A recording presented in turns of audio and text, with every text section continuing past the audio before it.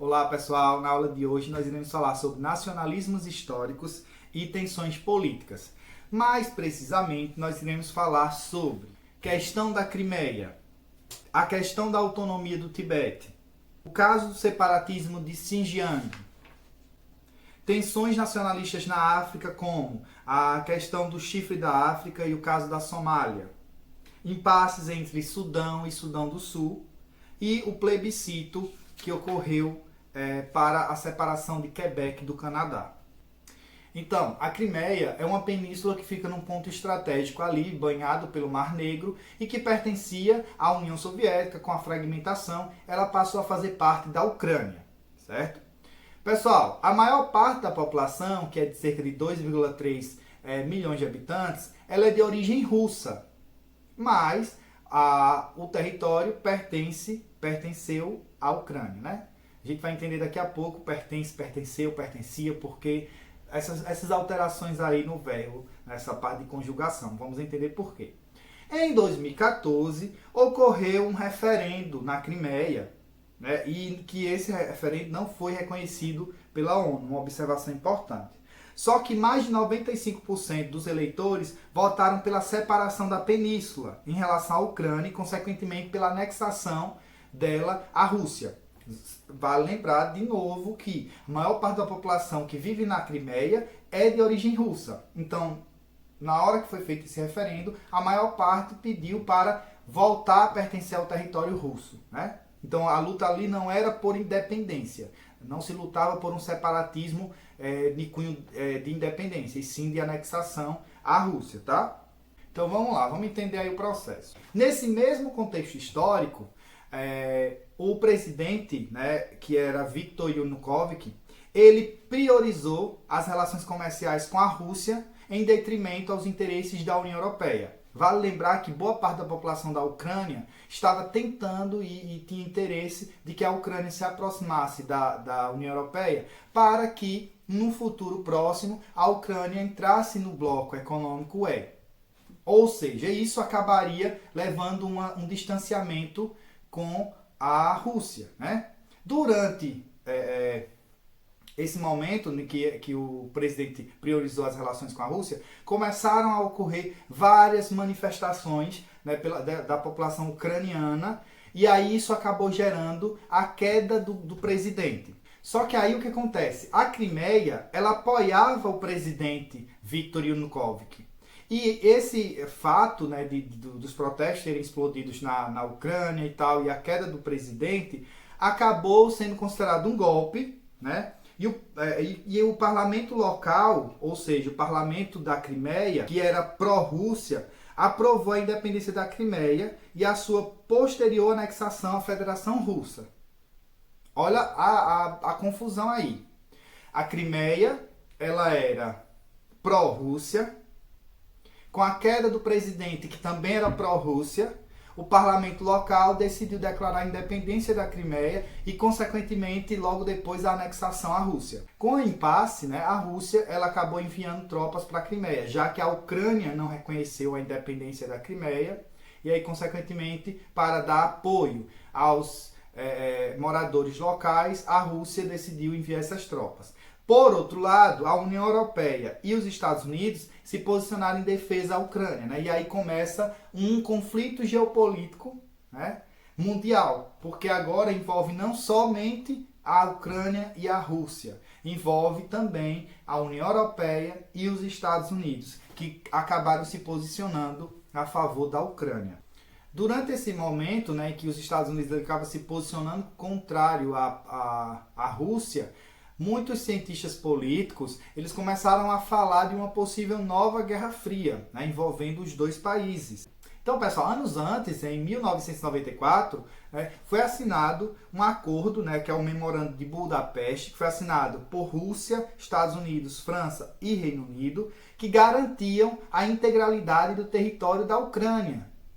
Ou seja, a Rússia tinha assinado esse memorando que dizia que em nenhum momento eles iriam tentar anexar nenhuma parte da Ucrânia. Ou seja, foi um descumprimento desse memorando. Consequentemente, os Estados Unidos, a França, o Reino Unido, eles se posicionaram contra totalmente essa atitude do governo russo. Em 2014, a situação se tornou ainda mais intensa quando houve a queda do avião da Malaysia Airlines, que fazia a rota de Amsterdã, na Holanda, a Kuala Lumpur, na Malásia, e que acabou matando 298 pessoas a bordo, a maioria de cidadãos holandeses. Só que esse avião ele foi abatido por um míssil Buk série 9M83 que chegou ao território ucraniano desde a Rússia. Depois de toda essa situação, a Crimeia ela foi anexada ao território russo e atualmente pertence à Rússia, certo? Mesmo que a Ucrânia ainda lute para recuperar o território, mas ele hoje faz parte da Rússia. Agora a gente parte para a Ásia, para algumas tensões políticas e nacionalistas no continente. A primeira delas, a questão do Tibete. O Tibete é uma região da Ásia Central, localizado no Himalaia. Passou a maior parte da sua história como estado vassalo da China. A partir de 1913, conseguiu o status de país soberano. No entanto, em 1950, foi invadido pelas tropas chinesas, em decorrência da Revolução Socialista promovida por Mao Tse-tung. Perseguições e violências sobre a população majoritariamente seguidora do budismo resultaram em dezenas de milhares de mortes e o exílio do líder político e religioso tibetano Dalai Lama em 1959. Após cruzar a cordilheira do Himalaia, o líder tibetano recebeu asilo na Índia, de onde, desde então, conduziu uma campanha internacional pela autonomia do Tibete. Apesar da abertura econômica promovida na China a partir de 1970, as questões de política interna do país permanecem mais centralizadas.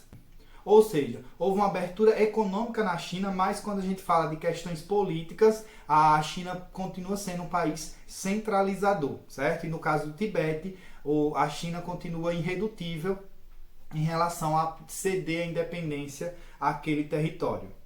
Outro caso, pessoal, de separatismo na China é o caso da província de Xinjiang, que fica no noroeste do país.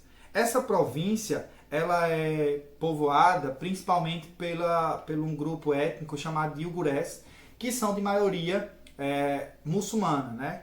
E esse grupo, esse território, na verdade, foi anexado pela China também depois da Revolução Socialista de 1950 e desde então eles lutam pela independência. Existe um grupo militar de muçulmanos turcos que luta constantemente e que intitulam seu país como Turquestão Oriental, e não como China. Eles não consideram-se parte da China.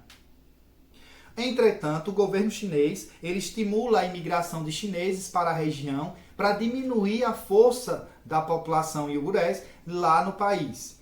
E aí, consequentemente, esse povo ele é extremamente reprimido.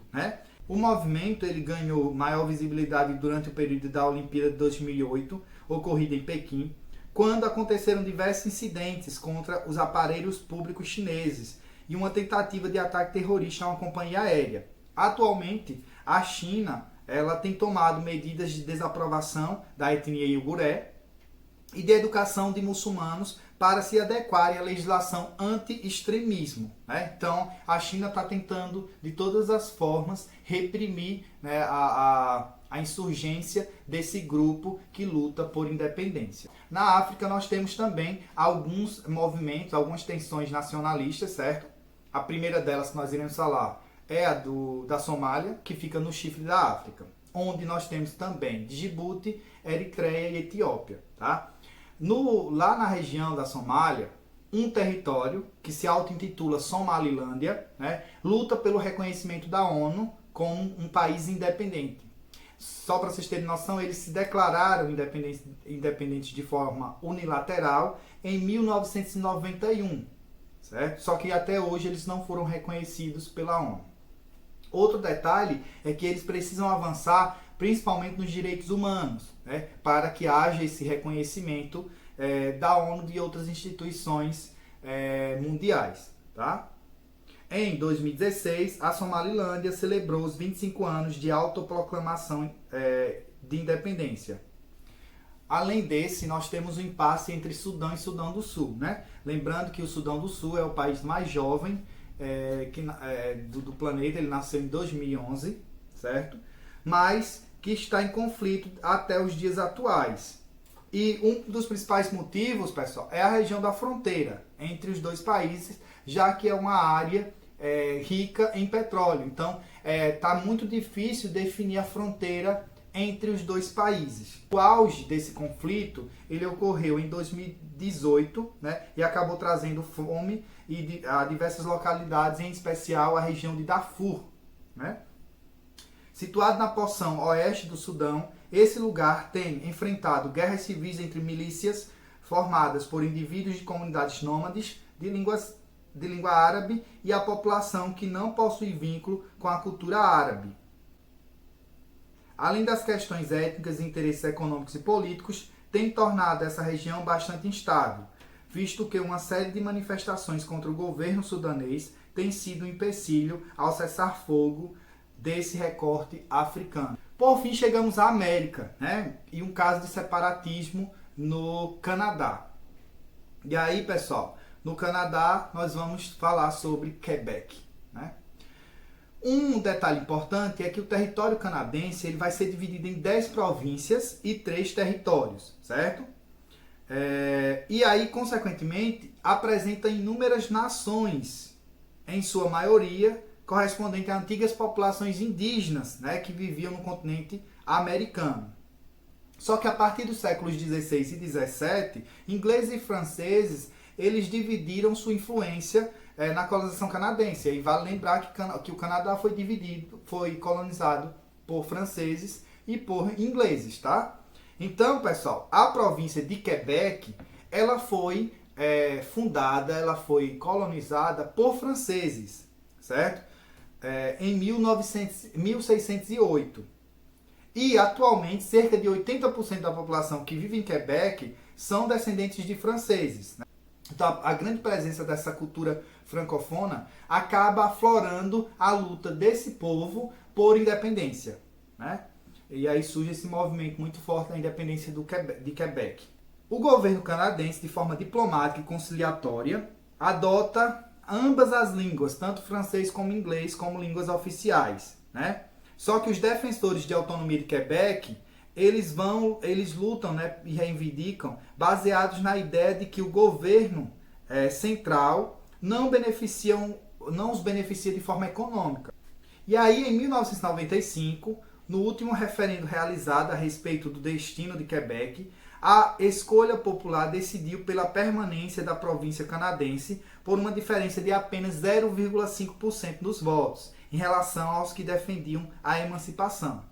Em 2006, o parlamento canadense reconheceu Quebec como uma nação dentro do território canadense, justamente para tentar controlar esses movimentos de separação, né, e meio que dar uma maior autonomia para o povo que vive na província de Quebec, certo? Então esses são alguns dos conflitos nacionalistas espalhados pelo mundo, né? Então até a próxima, foi um prazer estar com vocês, um beijo no coração e tchau!